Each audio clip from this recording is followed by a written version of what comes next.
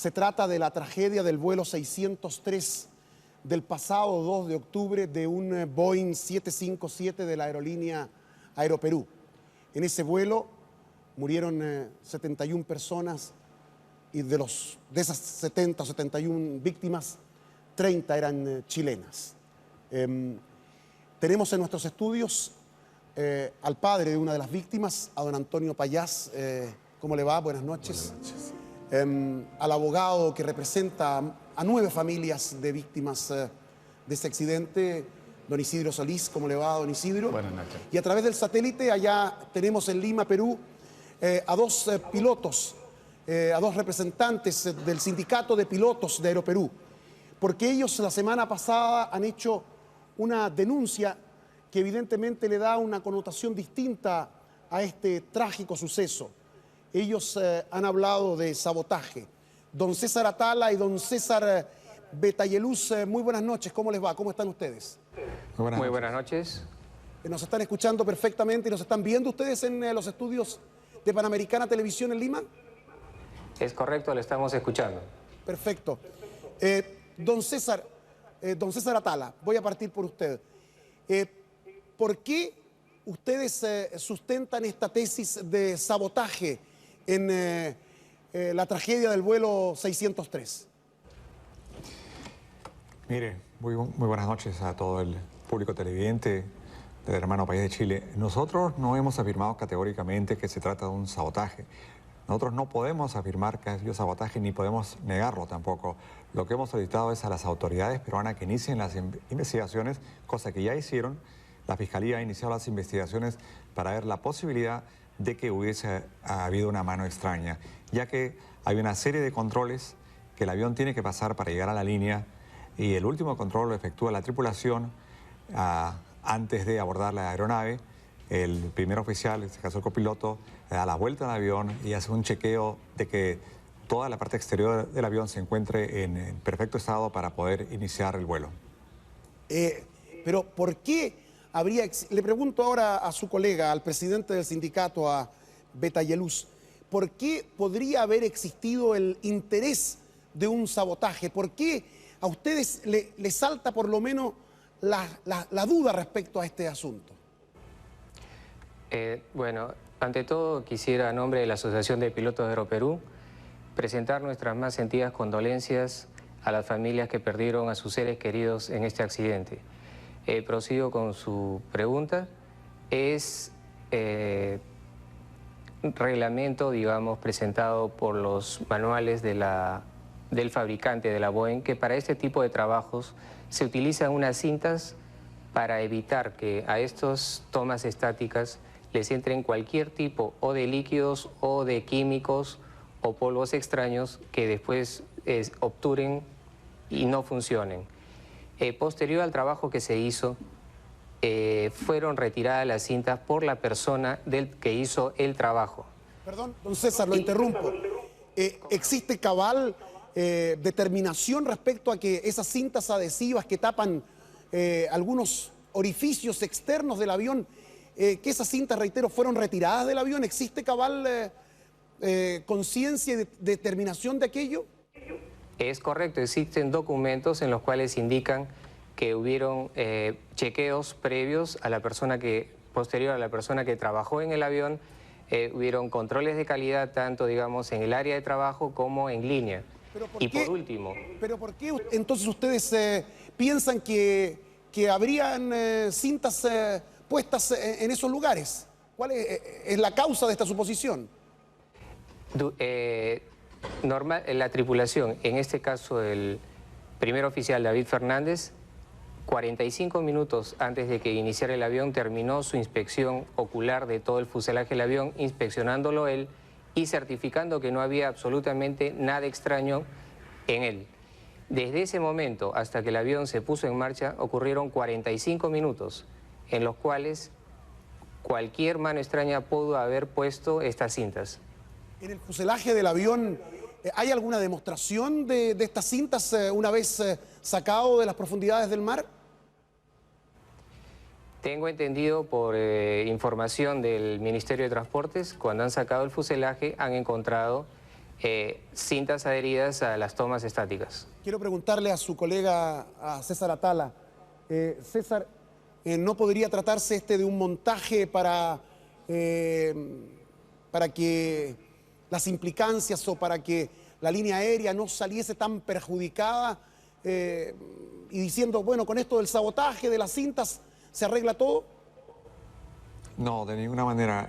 La línea aérea no ha sido la que ha mencionado esa posibilidad.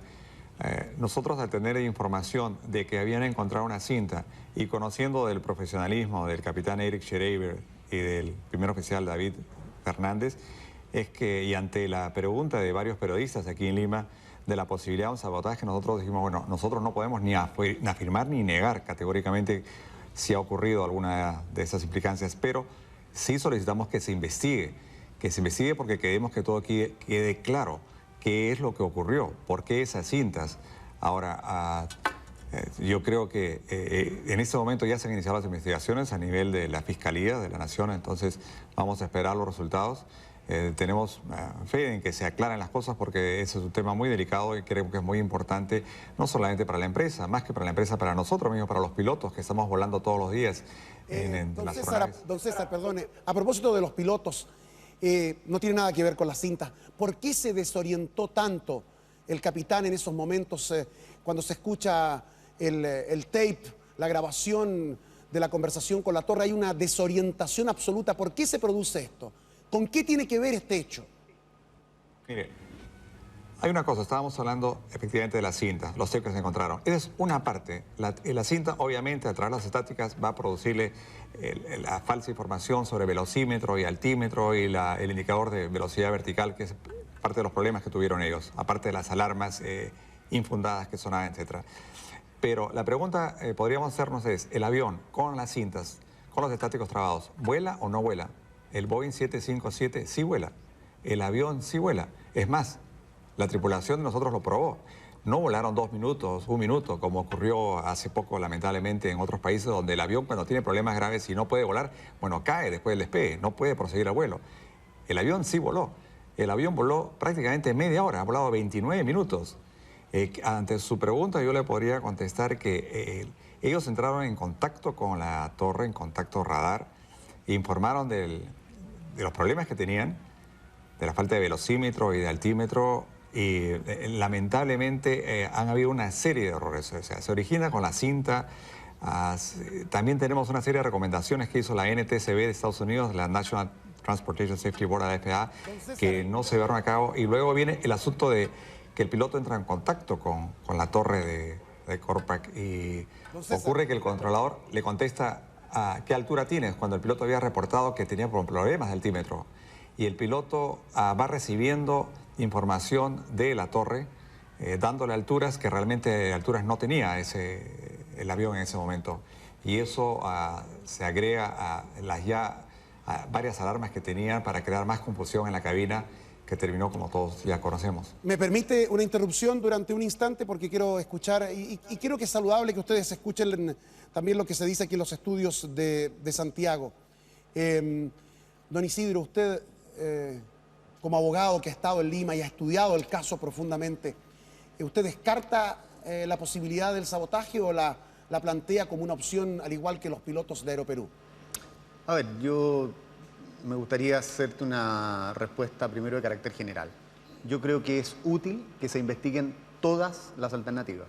Una de las funciones de los abogados fuera de defender o de representar a nuestros clientes es ser un auxiliar de la Administración de Justicia, básicamente en el establecimiento de la verdad. Yo creo que en este caso es particularmente importante ser cuidadoso en no anticipar conclusiones ni darle falso valor a antecedentes que son todavía demasiado preliminares. Yo la verdad, y te lo digo muy personalmente, tengo una duda profunda y creo que muy razonable respecto de las explicaciones que se están ensayando a esta altura. Porque por formación no creo en las casualidades. El fuselaje del avión de Aeroperú en la práctica se desintegró en su choque contra el mar, en gran medida. ¿Y estuvo varios días Estuvo 30 días en el fondo del mar. No se hizo un gran esfuerzo para la recuperación del fuselaje, sino que básicamente para la recuperación de las cajas negras, las cajas de información. Y sin embargo, por una extraña casualidad, se recuperan exclusivamente todas aquellas secciones del fuselaje que corresponden a estos sensores. Es decir, podría haber un montaje para Yo creo que eludir hay que investigarlo, responsabilidades. ¿Ah? porque la segunda casualidad es que lo que hemos escuchado hasta el día de hoy, que en un lapso bastante breve de tiempo, en 45 minutos, una persona absolutamente encubierta, con pocas facilidades, habría llegado en la mitad de la noche hasta el avión, habría pegado a la carrera unas cintas adhesivas y estas habrían tenido la extraordinaria capacidad de mantenerse adheridas al fuselaje durante 30 días en el fondo del mar, en condiciones muy inclementes, en agua salina, sin despegarse. La verdad es que eso a mí me provoca duda. Don Antonio Payá, ¿cómo se siente usted con toda esta discusión que es importante, pero usted vivió un mes en Lima y al final me decía el otro día cuando nos conocimos, volví con las manos vacías? Murió una hija suya en esta tragedia de Aeroperú. ¿Cómo se siente con todo esto? Bueno, realmente después del resultado de este rescate fallido realmente, es bastante frustrante que muchas familias no hayamos podido recuperar los restos de nuestros familiares. ¿Por qué? Quedó esa sensación. ¿Qué pasó? ¿Usted no cree que hubo la probidad necesaria, la preocupación adecuada como para poder recuperar? Realmente no hubo el interés de hacer un rescate como corresponde. El rescate se hizo solamente en base a rescatar cuerpos y restos que estaban en el lecho marino. Suponemos nosotros de que como básicamente se rescató las cajas negras, alrededor de las cajas negras o buscando las cajas negras se fueron encontrando estos cuerpos y restos y fueron siendo rescatados. ¿Bajó gente a buscar a las víctimas? Nunca, porque esta empresa Technologic no traía buzos. Solamente, así que nunca bajaron, son cosas jamás. que no teníamos claras. No, nosotros. jamás. Solamente un robot que era maniobrado de arriba del barco Hippo. Usted me escribió un papel. Quiero retomar el contacto con el satélite antes que se nos acabe. Me señalaba don Antonio Payá mientras conversaba con ustedes, y esto vale para cualquiera de los dos César, discúlpenme la familiaridad con que los trato. Me dice don Antonio Payá que el avión salió sin el vuelo de prueba, tratándose de un avión que había tenido problemas técnicos antes de esta operación que terminó con una tragedia. ¿Qué opinan al respecto? Perdón, cualquiera de ustedes. El avión entró en mantenimiento básicamente 24 horas antes por un problema de cambio de álabes en una turbina. Algo normal, sin mayores consecuencias. La turbina fue probada en tierra como normalmente se hace. Se comprobó que estaba en correctas condiciones y el avión fue enviado a línea sin ninguna otra ocurrencia. Le quiero preguntar a su colega.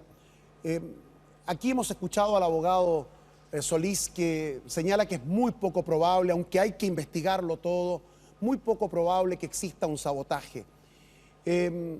Nosotros podemos suponer que ustedes en alguna medida están intentando también defender los intereses de Aeroperú para que esta empresa no tenga un desprestigio que surge de pronto con cualquier empresa que tiene un avión que se cae, don César. Mire, yo quiero decirle que básicamente coincido con las palabras del señor abogado, el doctor Solís, prácticamente en casi todo lo que ha mencionado. Y es por eso que nosotros estamos pidiendo que se profundicen las investigaciones. Si hay responsabilidad de la empresa, pues que se sepa, porque creo que nada conseguimos si tratamos de tapar el sol con un dedo. O sea, la verdad debe salir y se debe saber para que se tomen las medidas correctivas. No estamos de acuerdo en que quede algo tapado, oculto, de ninguna manera.